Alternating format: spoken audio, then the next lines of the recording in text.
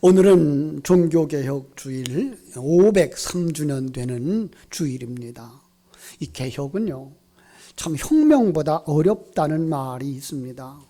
이 혁명은 반대 세력을 힘으로 제압하면 되지만 이 개혁이라고 하는 건 반대 세력을 반대를 극복해야 되고, 그죠?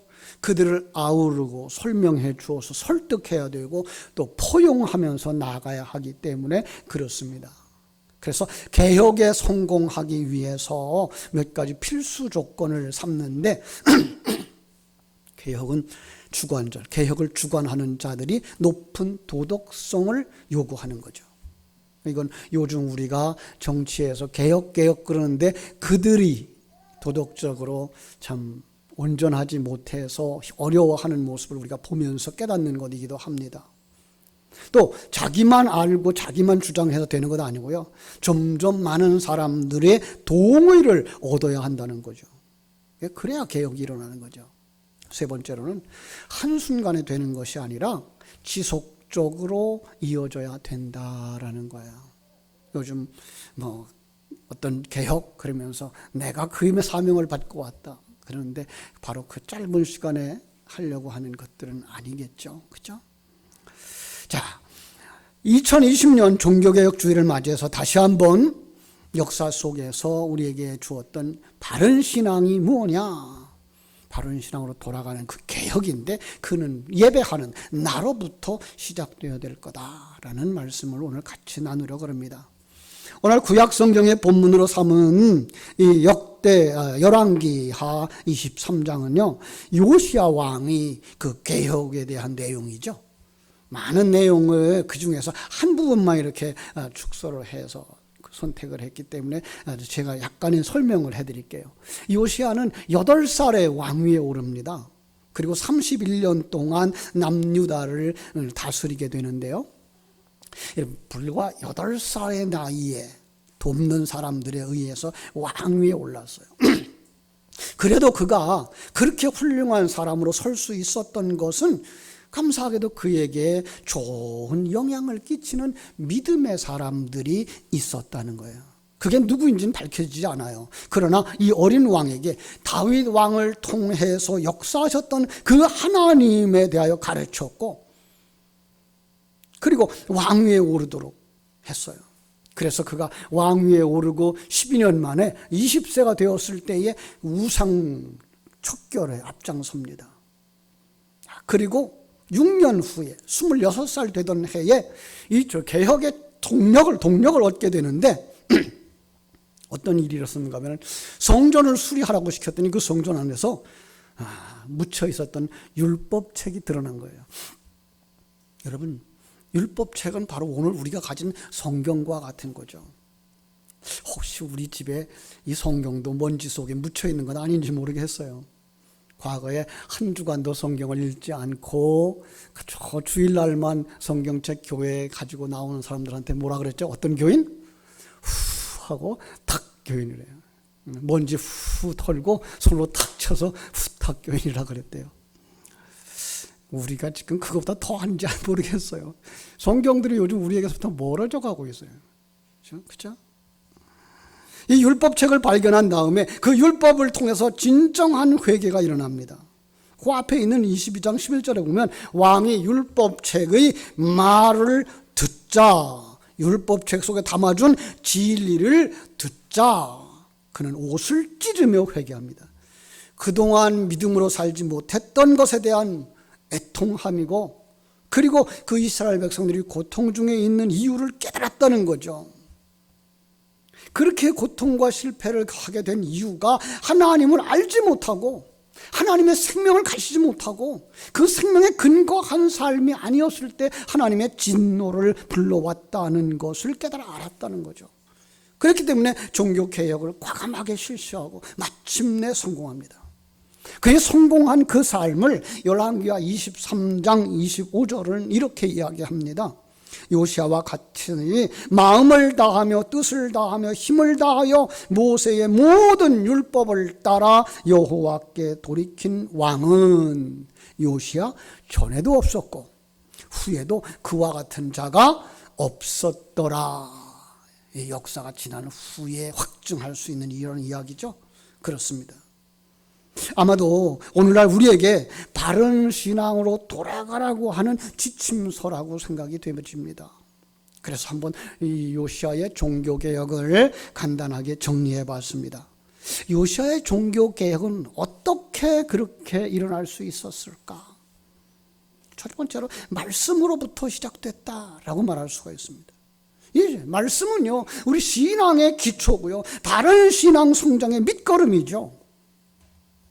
요시야의 그 종교개혁이 저 열매를 맺을 수 있었던 것은 바로 그 하나님의 말씀, 율법책을 발견하면서 그 율법책을 읽으면서 그 율법책 속에 담아둔 진리를 깨닫게 하시는 성령이 임하자 그들이 통곡하고 회개했던 것입니다. 500년 전 1517년에 루터의 종교개혁도 말씀으로부터 시작됐죠. 그래서 이 마틴 루터가 외쳤던 그 주장이 뭔가 하면 오직 성경이에요. 중세 카톨릭 교회는요, 전통에, 이건 우리가 그동안 지켜왔던 전통이야. 그리고 교황은 오류가 없어. 그 교황의 권위와 전통으로 말미암아서 그릇되어져 가고 있는데 불구하고 아무도 그것이 그릇되다라고 말하지 못한 상황인데, 거기에 맞서서 성경이 그리스도인의 유일한 그리고 최종 권위라고 삼자라고 주장했던 거죠. 그죠? 여러분, 이 성경은 이렇게 소중한 겁니다. 전 세계적으로 지금 성경이 많이 보급되고 있죠.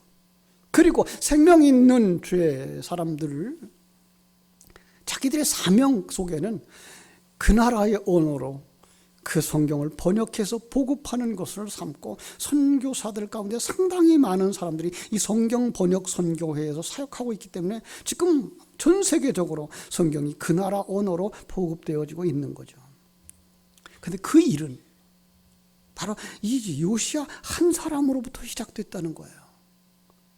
그래서 우리가 생각할 거, 참으로 개혁은 많은 사람들이 한꺼번에 일어나는 것이 아니라 바로 한 사람부터 시작되어지는 거구나. 예.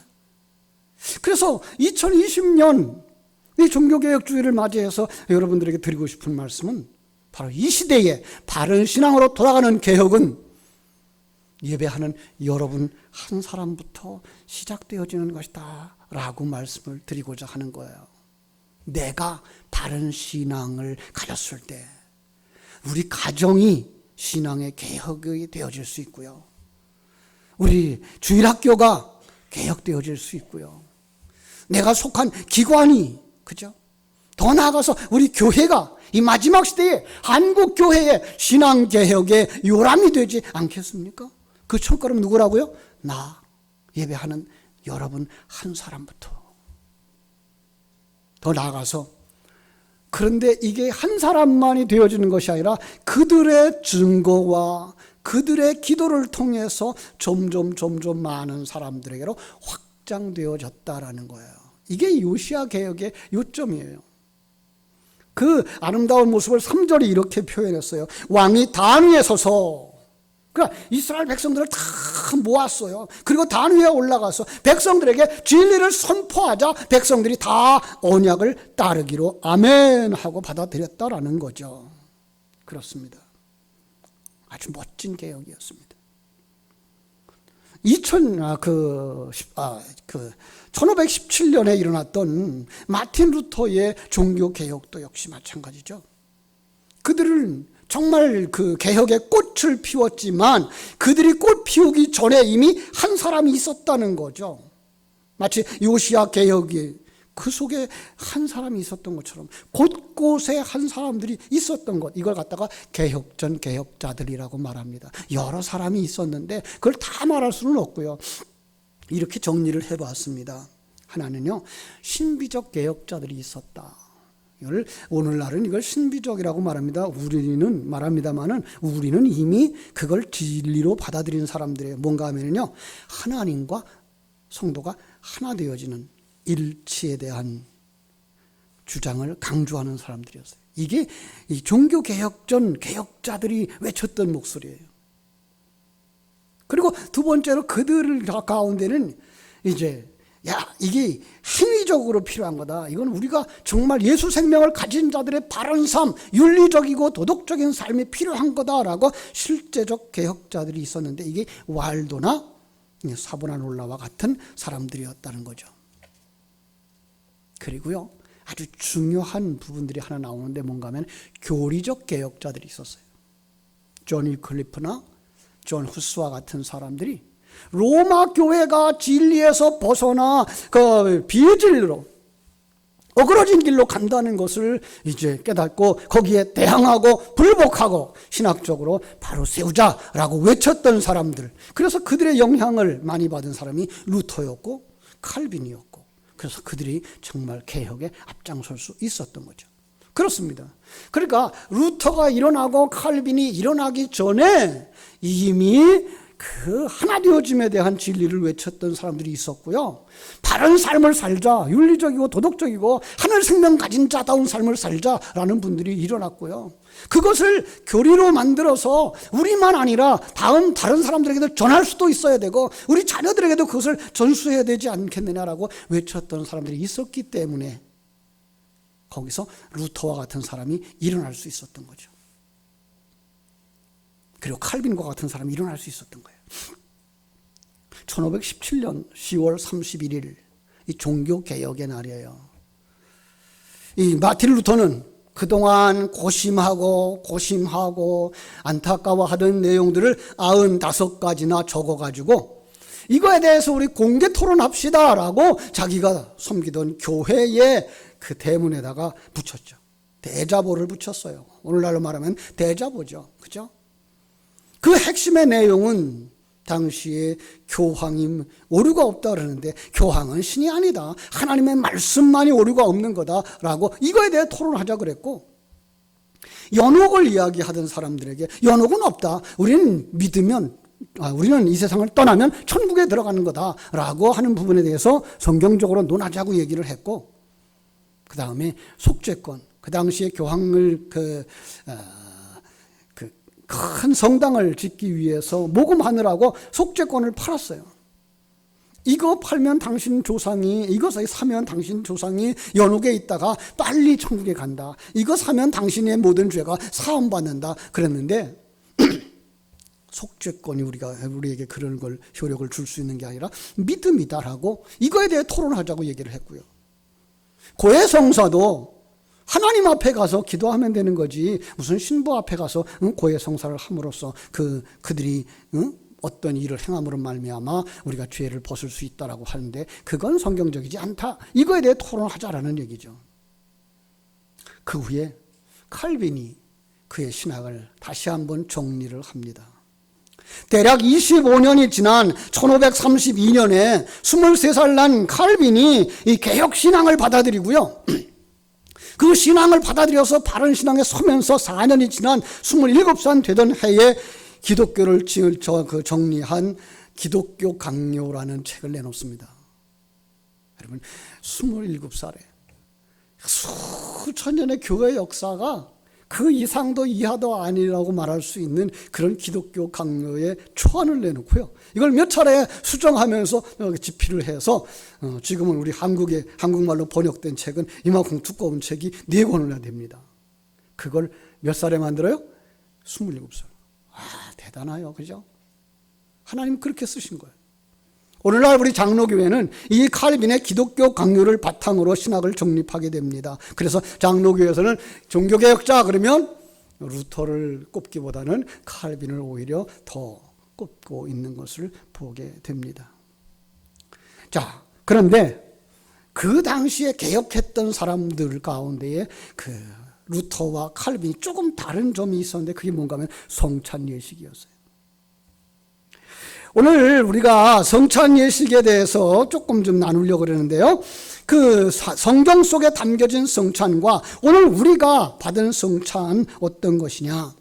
존 칼빈은 그의 기독교 강요 17장에서 그리스도의 성만찬이라는 부분에서 로마 교회가 가진 신부가 손에 들고 기도할 때에 그 떡이 예수의 살로 변하고 그 포도즙이 예수의 피로 변한다라고 하는 화채설, 그죠?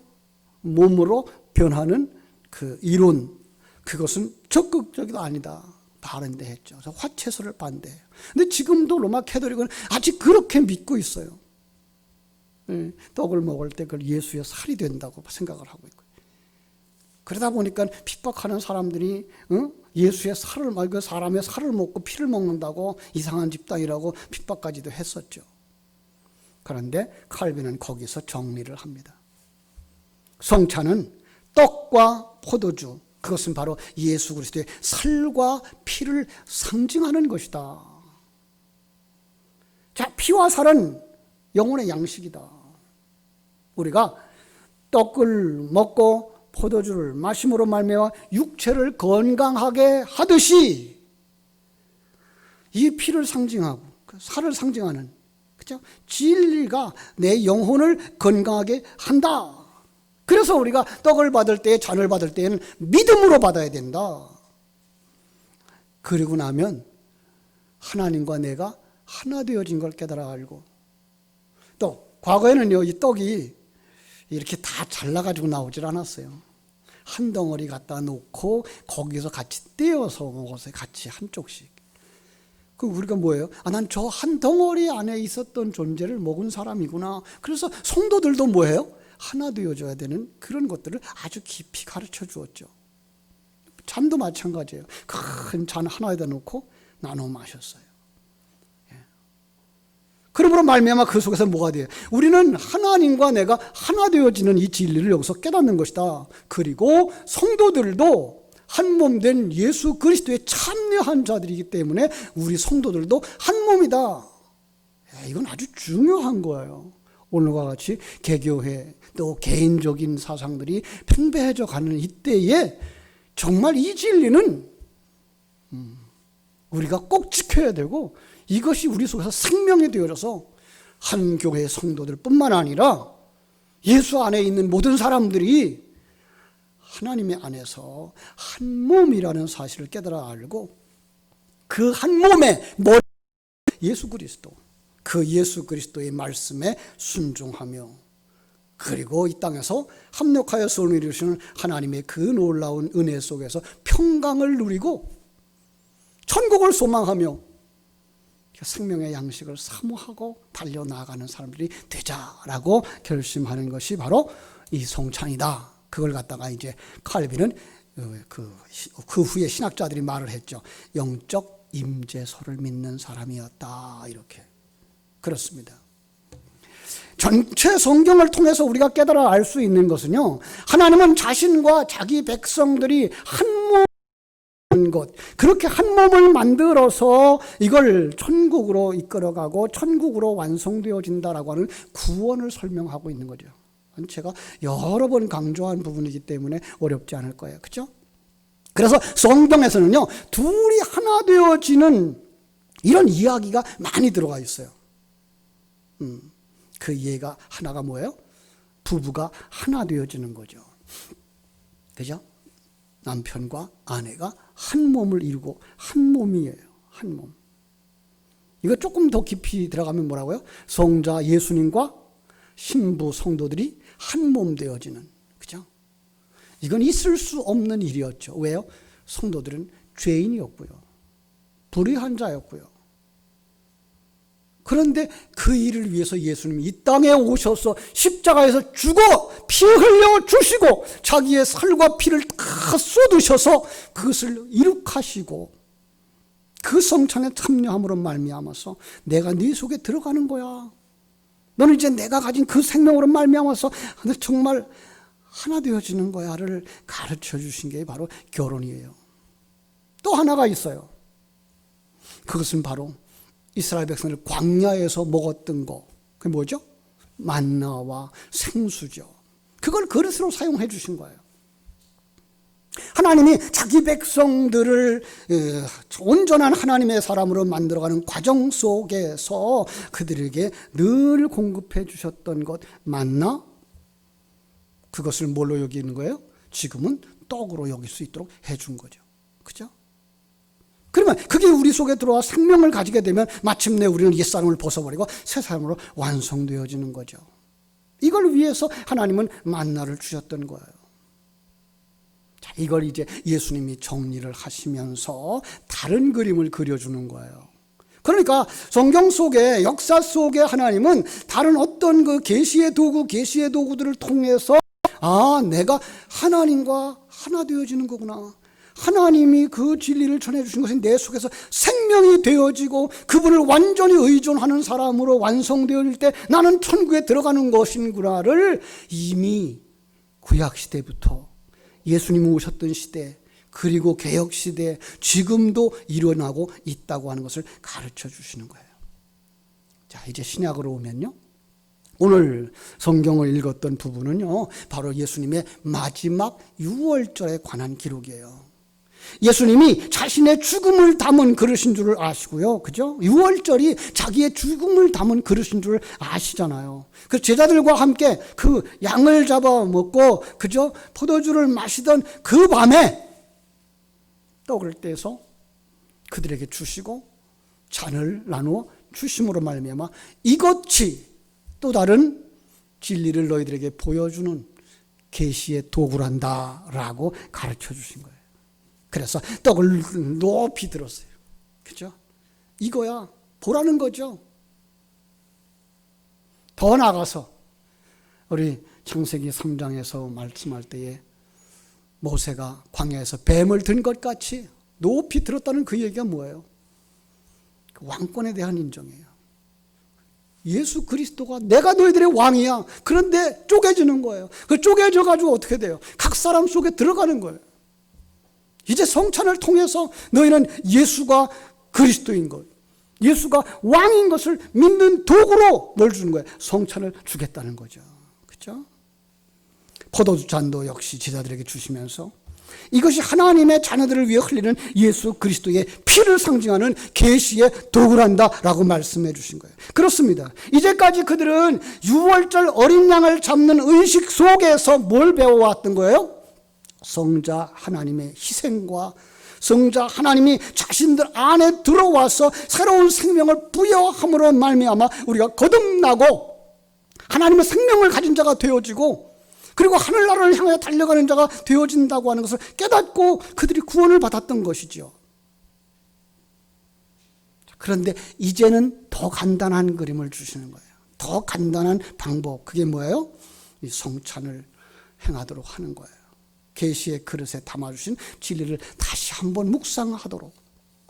그래서 우리 성찬식은 뭐라고 그래요? 그리스도를 기념한다라는 말에다가 담아준 거예요. 옛날에 이렇게 소강대상이 고정되어져 있을 때는 보통 그 길을 다 성찬상으로 썼는데 그 앞에 뭐라고 쓰여져 있는지 기억나시죠? 나를 기념하라. 예. 성찬상 밑에서 항상 있었던 거. 그 다음 말씀 속에 뭐가 들어가 있어요?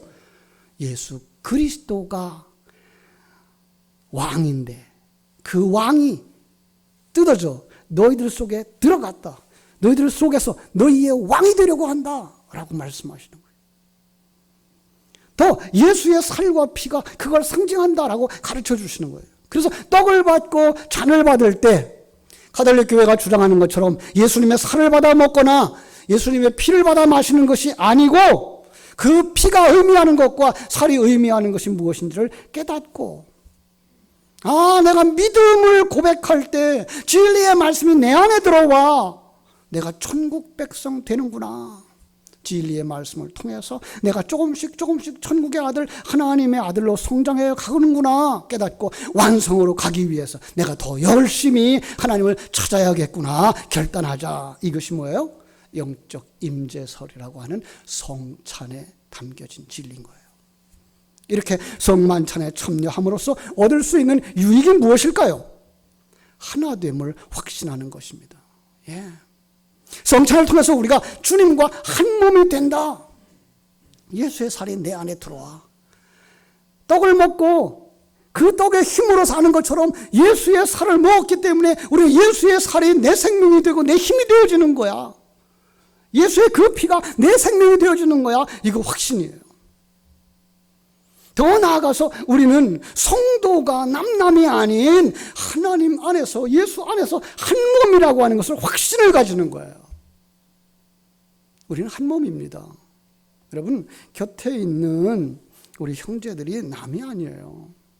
우리가 이거 정말 회복해야 될 진리입니다. 내 형제입니다. 함께 천국에 갈 사람입니다.